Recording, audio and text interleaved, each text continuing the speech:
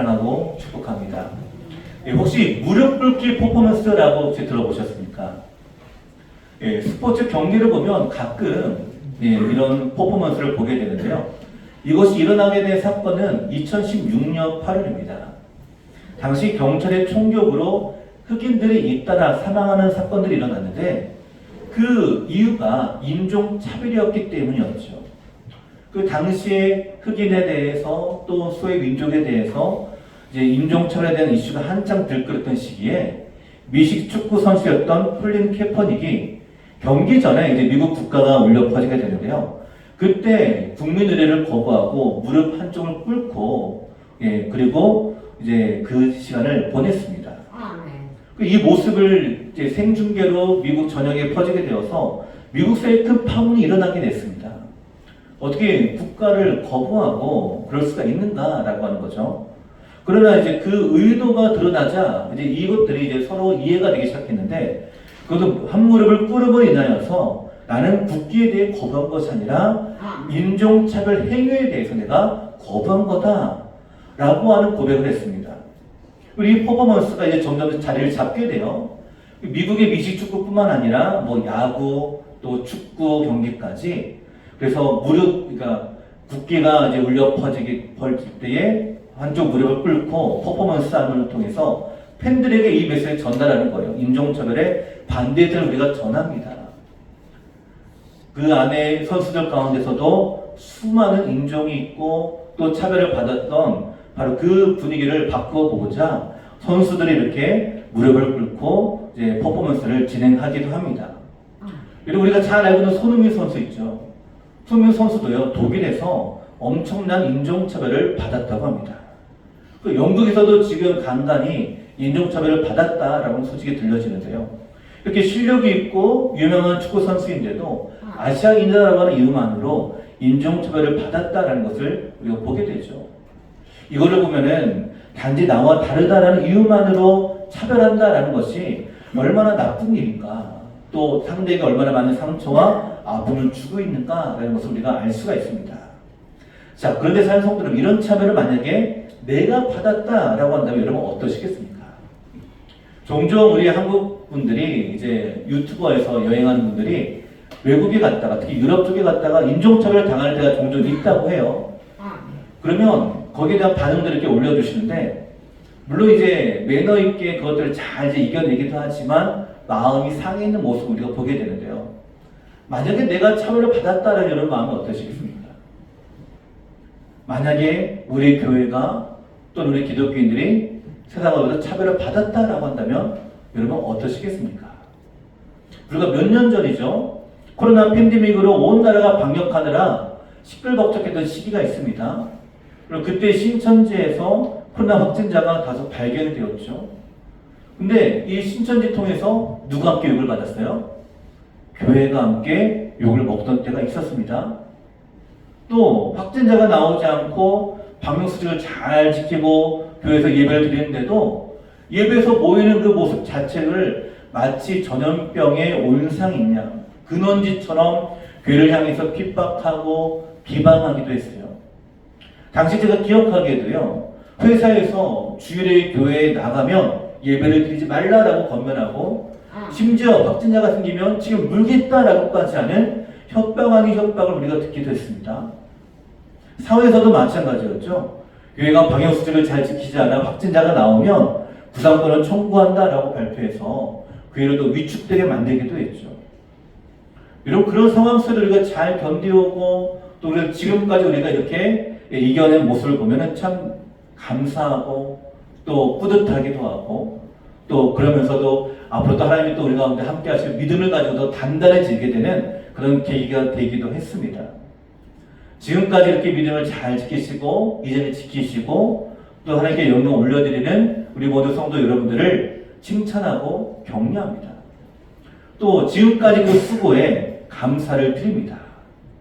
네, 사랑하는 성도 여러분, 우리가 그런 차별을 받았을 때 여러분 어떻습니까? 마음에 분이 일어나고요, 화가 일어납니다. 때로는 세상의 이 부조리 때문에 또는 이 우리 안에 주는 여러 가지 많은 시선들과 시샘들, 질투들 또한 이런 핍박과 조롱하는 말들 때문에 마음이 상하기도 하죠. 그래서 오늘 성경 우리 가운데 말씀합니다. 그럼에도 불구하고 기뻐하라라고 말씀하고요. 그럼에도 불구하고 우리가 주님을 향한 믿음을 잃어버리지 말라라고 우리 가운데 권면하고 계십니다. 이제 우리가 팔복의 마지막 8번째 복을 우리가 함께 나누고자 하는데요. 이 팔복은요, 사실은 첫 번째 심령이 가난한 자부터 시작해서 오늘 마지막 이 팔복까지 사실 각각 개인의 복이 아니라 서로가 연결되어 있고 이 연결된 부분을 통해서 더 풍성한 우리의 신앙의 삶이요 하나님의 은혜가 있음을 우리 가운데 보여주고 계십니다. 그러니까 어느 한 가지만이 아니라 우리가 믿음을 잘 지키고 말씀을 따라가다 보면은 심령이 가난하게 되고 애통하게 되고 의에 줄이게 되고 온연자가 되고 이렇게 서로 연결이 되어간다라고 하는 거예요. 그리고 이제 마지막에 오늘 8번째 주신 말씀이 오늘 이 본문의 말씀입니다. 의를 위하여 박해를 받은 자가 복이 있다. 자, 이제 이 마지막 이 말씀을 통해서 결론으로 맺어가는 예수님의 그 축복된 성도의 삶은 어떤 삶인가 함께 말씀을 통해서 나누며 큰 은혜가 임하기를 간절히 소원을 드립니다. 자, 오늘 본문에서 우리가 나누고자 하는 2가지의 말씀인데 그 첫 번째는 의를 위하여 박해를 받은 자가 복이 있다라고 하는 사실이에요. 우리 10절 말씀 같이 읽겠습니다. 10절입니다. 시작. 의를 위하여 박해를 받은 자는 복이 있나니 천국이 그들의 것입니다. 아멘. 자, 이렇게 믿음을 위하여 박해를 당하고 어려움을 당한 성도들이 복이 있다라고 하는 이 말씀인데요. 그런데 이 말씀은 11절의 말씀, 다음 절과 연결해서 함께 보아야 됩니다. 우리 11절 같이 읽겠습니다. 시작. 나로 말미암아 너희를 욕하고 박해하고 거짓으로 너희를 거슬러 모든 악한 말을 할 때는 너희에게 복이 있나니. 아멘. 자, 여기에 나로 말미암아 바로 우리가 박해를 당하는 원인, 욕을 당하고 박해를 당하는 그 모든 악한 말을 듣게 되는 원인이 바로 누구라고요? 예수님으로 말미암은 것이다. 오늘 예수 이렇게 말씀하십니다. 나로 말미암아 예수님 때문에 예수님으로 말미암아 박해 받는 원인이다라고 말합니다. 그러니까 10절에 의를 위하여라고 말을 걸고 11절에 누구를 위하는 거예요? 예수님을 위하여라고 하는 의미가 되겠죠. 예수님은 이 땅에 하나님의 말씀과 구원을 이 땅에 이루기 위해 이 땅에 오셨죠. 눌린 영혼을 자유케 하셨습니다. 병든 자를 치유하십니다. 상한 영혼을 고쳐주시고 죽은 영혼도 살려주신 분이 우리 주님이십니다. 그러니까 세상의 눈으로 보면요, 사실 예수님이 이 땅에 오셔가지고 악을 행한 것이 아니라 선을 행하셨고요. 도움을 주었으면 주었지 해를 끼친 적이 한 번도 없었죠. 그리고 성경 어느 곳에 예수님이 사회에 악영향을 끼쳤다라거나 또는 손해를 끼쳤다라고 하는 부분이 있습니까?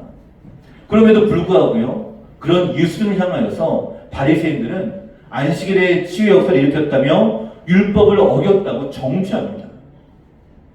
또 예수님이 귀신의 왕 바알세바의 힘을 입어 귀신을 쫓아냈다라고 비방합니다. 하나님의 의를 이루어 나가시는데, 선을 행하시는데, 눌린 자를 자유케 하고 병을 고쳐주시는데 왜 이런 박해와 비방과 정죄를 받아야 될까? 그리고 그 이유는요, 세상은 하나님과 원수가 되기 때문이기 때문에 그래요. 세상은 하나님의 주권을 부정합니다. 하나님의 다스림을 부정합니다. 공중권세 잡은 자가 세상을 다스리기 때문이죠. 그렇기 때문에 세상에 속해 있지 아니하고 하나님 나라에 속해 있는 예수님을 박해하는 것입니다. 너는 왜 우리와 달라라고 하는 것이요, 왜 세상의 원리대로 살아가지 않느냐라고 하는 것입니다. 그러니 뭐라고요? 아까 제가 서두에 말씀드렸던 인종차별과 같은 차별이 일어나는 거예요. 말씀을 따라가고 있는데 어디에 속해 있지 않아서, 세상에 속해 있지 않아서 박해를 받습니다. 여러분, 우리가 세상에서 어려움을 당하는 이유, 박해를 당하는 이유가 바로 여기 있습니다.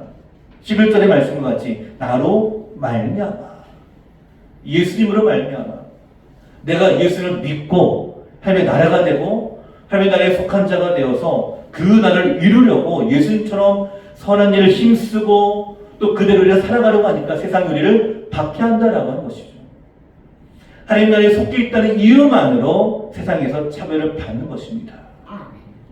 우리가 인종차별하는 것과 같이 말이죠. 예수님의 제자들, 예수를 믿은 많은 믿음의 선진들, 지금도 예수님을 따라가는 수많은 우리들에게 세상은 우리를 향해서 이런 차별과 박해를 통해서 우리 가운데 자꾸만 세상에 속하라라고 말씀하고 있고 자꾸만 하나님부터 떠나라고 유혹하는 모습을 우리가 보게 됩니다. 여러분, 믿음의 선진들이요, 주님을 위해서 죽을 수 있는 용기가 있었거나 용맹함이 있어서 순교를 당하지 않았습니다. 이번 11장에 보시면 많은 믿음의 선진들이요, 대적하는 자들에 대해 칼에 맞아 죽기도 하고 몸에 톱에 잘려 죽기도 하고 화형을 당하기도 하고 사제에 물려 찢기기도 합니다. 정말 이런 몸소리치는 무섭고 고통스럽고 잔인한 방법으로 죽임을 당합니다. 근데 이들이 어떤 용기가 있어서 그럼에도 불구하고 죽임을 당하게 된가? 이들이 놓지 않고 붙들고 죽어온 것이 하나가 있어요. 바로 주님을 따르는 믿음 때문입니다. 이들이 담대했던 이유는 다른 것이 아니에요. 예수님을 믿었기 때문입니다. 하나님을 향한 도성을 바라보았고 천국을 바라보았기 때문입니다. 이 세상에 속한 것이 아니기 때문에 천국을 바라보니까 어때요? 이 땅에서요, 광야와 산의 동굴에서 땅굴에서 살고 헤매며 그렇게 지내야만 했습니다. 그럼에도 그리 견딜 수 있는 이유가 있다면 오늘 말씀과 같은 거죠. 의를 위하여 박해를 받은 자가 복이 있나니 천국이 그들의 것이며. 자, 사랑하는 성도 여러분, 우리가 믿음을 지키다가 어려움을 당할 때가 있습니다. 힘든 일을 경험할 때도 있죠. 그래서 주님은요, 우리의 믿음의 생활은 현재 있는 것이 아니라 미래에 있다라고 말씀합니다. 우리의 소망은 이 세상에 있는 것이 아니라 하늘나라에 있습니다. 우리가 주기도를 통해서 이렇게 기도하죠. 하늘에 계신 우리 아버지요, 이름이 거룩히 여김을 받으시오며 나라가 임하시오며. 자, 이 나라는 누구의 나라죠? 하나님의 나라를 얘기하는 거죠. 하나님의 나라가 어디 임한다고요? 지금 내가 살고 있는 이 자리에 임하기를 원합니다라는 거예요. 이게 주기도, 주님이 가르친 기도입니다. 여러분, 우리가 주기도를 습관적으로 또 반복해서 우리가 많은 고백을 하지만 그런 이 기도의 의미를 우리가 잘 살펴보세요. 하나님, 이름이 거룩히 여김을 받기를 원합니다. 내가 살고 있는 이곳이 나라가 임하기를 원합니다. 근데 그 살고 있는 나라가 어떤 나라인데요? 사실은 세상의 나라잖아요. 그러니까 세상의 나라에 하나님의 나라가 임하게 되니까 세상은 하나님의 나라를 반대하게 됩니다. 적대하게 됩니다. 그렇기 때문에 어때요? 우리는 그 나라가 임하기를 갈망하니까, 그 나라가 임하기를 소망해서 그 선두전에 있으니까 어때요? 우리가 어려움을 당하고 핍박을 당하는 이유가 여기 있는 거예요. 오늘 우리가 하나님의 나라를 경험하기를 원하신다면, 하나님과 함께하기를 원하신다면, 이 땅에 우리가 주님과 교제하며 동행하며 살기를 우리가 결단한다면 이미 우리에게는요, 세상이 우리를 대적하는 일이 시작이 되는 것입니다. 자, 사랑하는 성도 여러분, 그럼에도 불구하고 하나님 나라를 경험하는 삶이 되기를 저는 간절히 소원을 드립니다. 의를 위하여라고 말씀하고 있습니다. 의를 위하여. 제가 역사를 쭉 살펴보면 한국의 역사가 얼마나 비참했는가라는 것이 느껴지더라고요. 끊임없이 외세로부터 침략을 당하고 끊임없이 외세로부터 이 나라를 정복하고 다스려고 하고 심지어 주권을 뺏기고 마치 35년 동안 우리가 일제 통찰이 있지도 않았습니까? 근데 그런 삶 속에서도 어때요? 박해를 당하면서도 우리가 놓지 않는 한 가지 정체성이 있죠. 그게 뭘까요? 우리는 대한민국 국민이다. 우리는 독립해야 된다. 그 어느 나라의 역사에서도요, 독립의 운동이 이와 같이 일어난 나라는 없습니다. 이게 왜일까요? 우리는 대한민국 국민이다. 조선 사람이다. 이것이 각인되어 있기 때문에 그래요. 그것이 우리의 정체성이고 우리의 삶의 주권이고 이것만큼 우리가 포기할 수 없다라고 생각했기 때문에, 그래서 일제치하에서 우리가 독립운동을 끊임없이 펼치고 목숨을 걸고 이 나라에 위해서 싸울 수 있었던 이유가 바로 여기에 있습니다. 마찬가지예요. 우리가 이 세상에 살면서 우리가 하나님의 나라의 백성의 정체성을 우리가 잃어버린다면 우리는 그냥 세상에 순응하고 살아가면 됩니다. 마치 일제치하 때에 우리 이름을 일본 말로 바꾸고 일본 말을 쓰고 우리의 모든 문화를 다 내려놓고 그냥 그렇게 살면 돼요. 타협하고 순응하고 살면 되죠. 근데 그러지 않으면요, 고난과 핍박을 당하는 것처럼 오늘 우리의 삶 역시 마찬가지예요. 내가 믿음으로 하루하루 살기로 결단한다면 우리는 이런 도전과 어려움이 있습니다.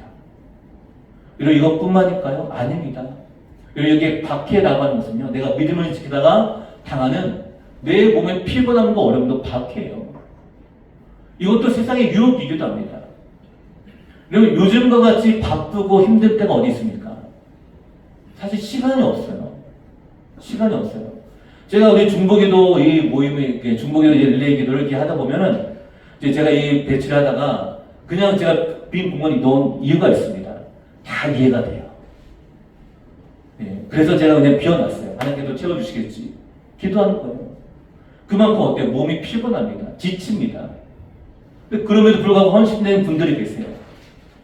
저는 이 모습들을 보면서 이게 바로 박해를 받는 모습이 아닌가라는 생각이 드는 거예요. 여러분 생각해 보시죠. 하루 종일 피곤하고 지치고 하다가 저녁에 나와서 1시간 기도한다? 말이 쉽지 않습니다. 이 결단한다는 것 자체가 쉽지가 않아요.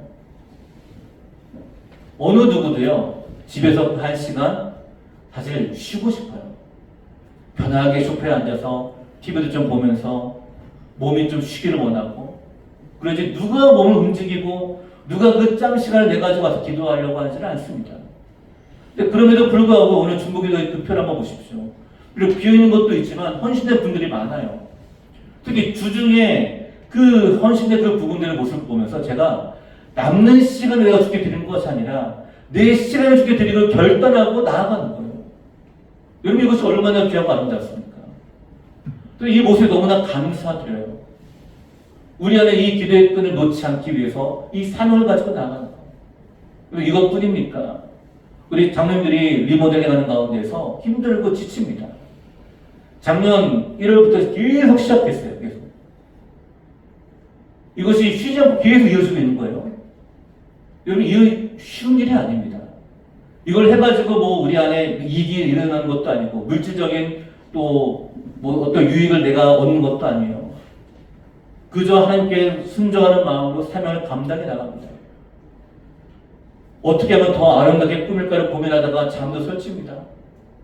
그러면서 어떻게 해요? 몸은 피곤한데 계속 나와서 헌신합니다. 이게 뭐라고요? 의를 위하여 박해를 당하는 거예요. 여러분 저는 우리의 믿음을 지키기 위해서 나가는 것이 바로 이거라고 생각합니다. 주일에 우리가 얼마든지 예배가 아니라 다른 걸 선택할 수가 있잖아요. 얼마든지 우리가 다른 걸 선택할 수가 있지만 내가 주님을 위해서 내 믿음을 위해서 그 시간을 내가 내려놓고 나와서 예배를 드리는 거 쉬운 일일까요? 아닙니다. 여러분 세상에 많은 사람들이요. 저도 놀랐어요. 어느 순간 벚꽃이 다 졌더라고요. 보셨습니까? 네, 죄송합니다. 저는 못 봤어요, 사실은. 그렇게 이렇게 폈는지도 몰랐고, 졌는지도 몰랐어요. 어느 순간 보니까, 좀 있으면 펴겠다라고 생각 들었는데, 어느 순간 딱 잊어버렸어요. 근데 어느 순간 딱 보니까, 졌네? 못 봤네. 너무나 안타깝더라고요, 사실은. 왜냐면, 그 아름다운 모습을 제가 보지 못했으니까. 그럼에도 불구하고 주님을 위해서 내려놓는 거예요. 포기하는 거예요. 그리고 이것이 다른 것이 아니라 박해예요. 여기서 말하고 있는. 다른 어떤 것이 아닙니다.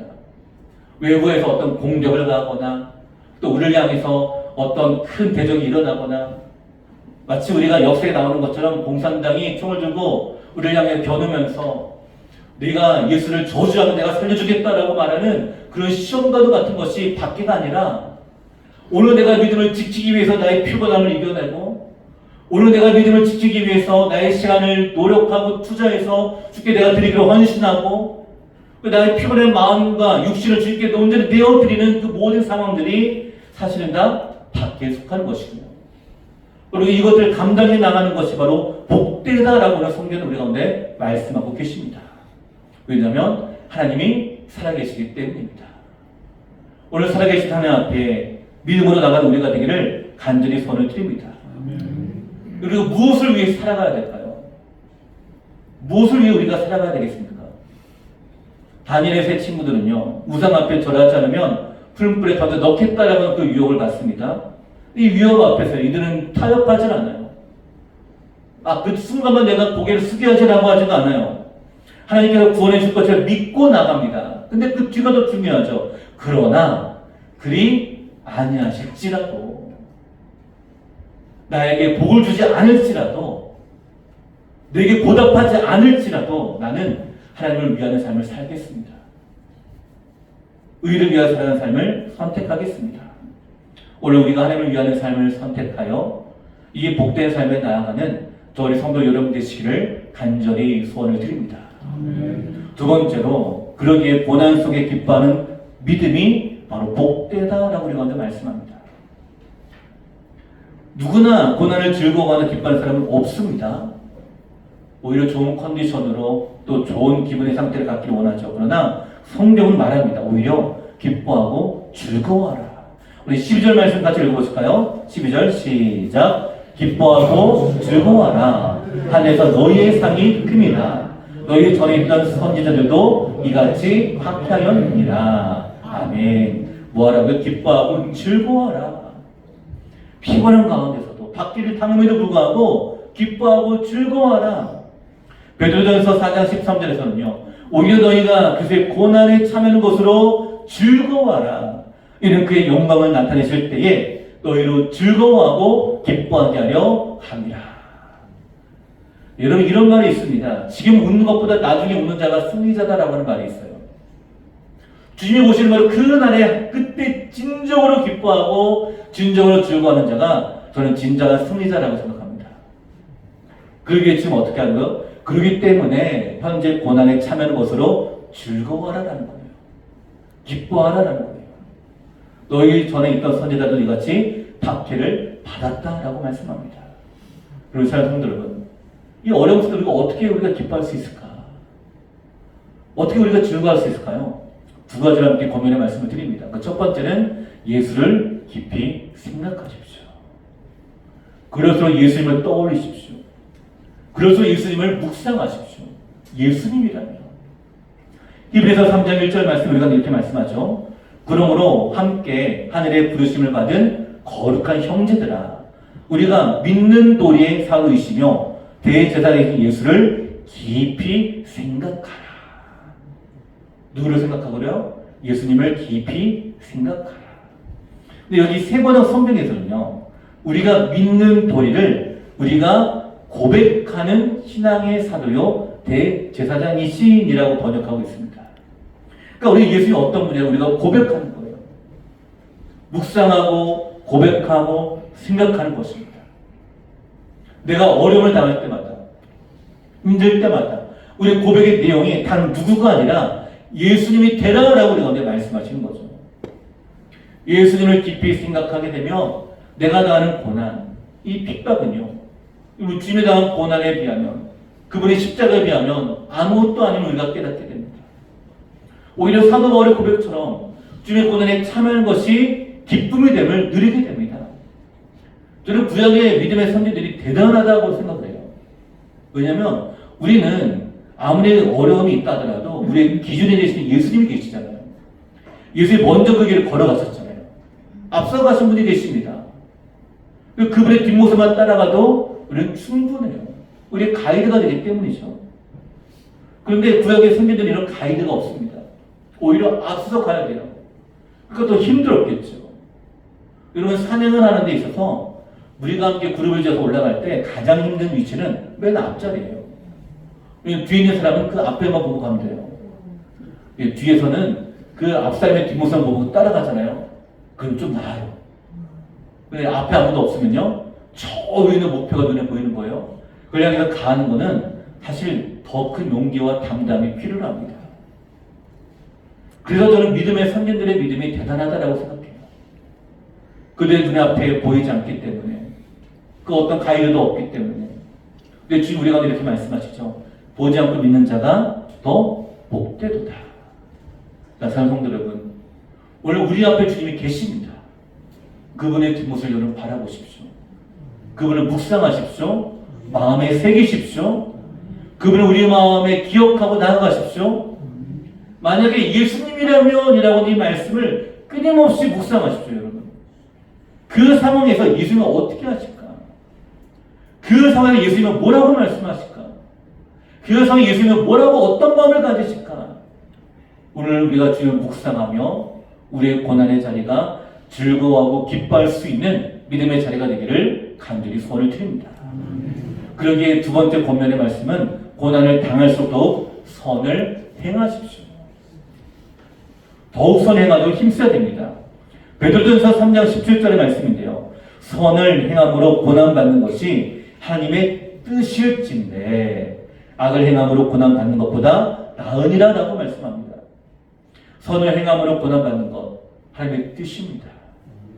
그러니까 우리가 뒤에 고난받는 것이 중요한 것이 아니라 앞에 그거 선을 행하는 것.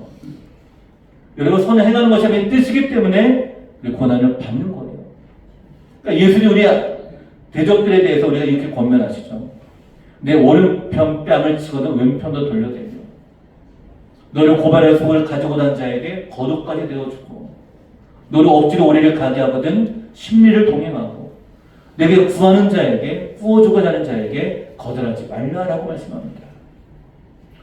여러분 이 말씀이 무엇일까요? 악을 행하면 하나님의 심판으로 갚아주지만 우리가 선을 행하면 하나님의 선한 것으로 보답하신다는 믿음을 가지라라고 하는 거죠. 믿음의 선진들은 이 땅에서의 상을 바라고 박해를 당하는 것이 아닙니다.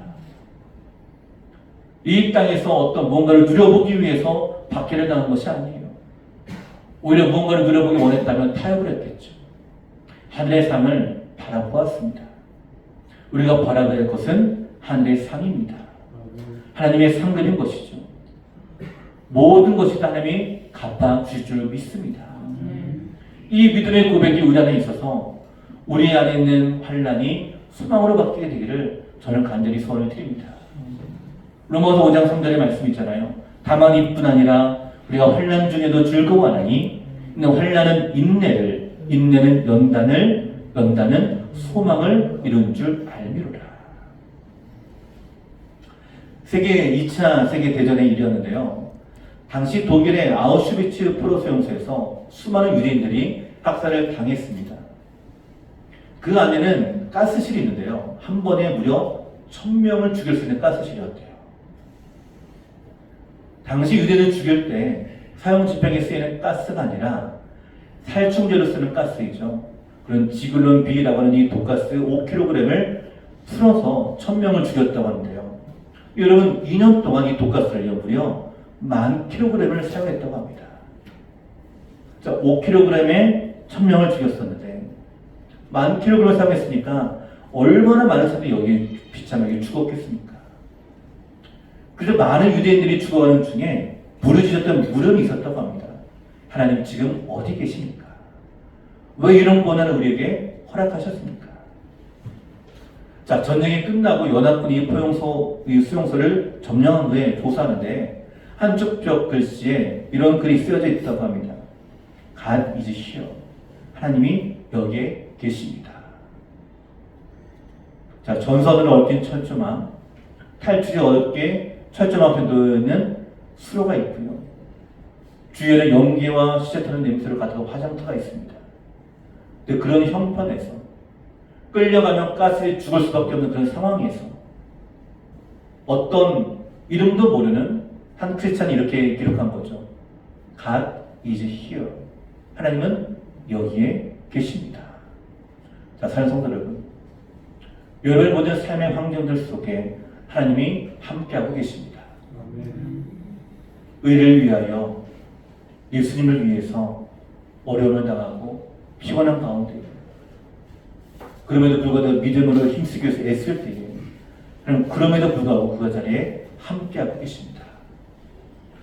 오늘 우리가 주님이 나와 함께 하시는 믿음을 함께 고백하며 오히려 그 자리가 기쁨이 되고 즐거움이 되고 주께 나아가는 소망의 자리가 되기를 저는 간절히 소원을 드립니다. 비록 여러분의 상황과 형편들이 어둠으로 둘러싸여 있다 할지라도 피곤하고 힘들고 지쳐서 내려놓고 싶을 때라도 예수님을 깊이 묵상하십시오. 그 가운데 선행하도록 힘쓰십시오. 그때 하나님께서는 우리와 함께 하시는 그 은혜를 통해서 우리가 더 큰 소망으로 나가게 하실 줄로 믿습니다.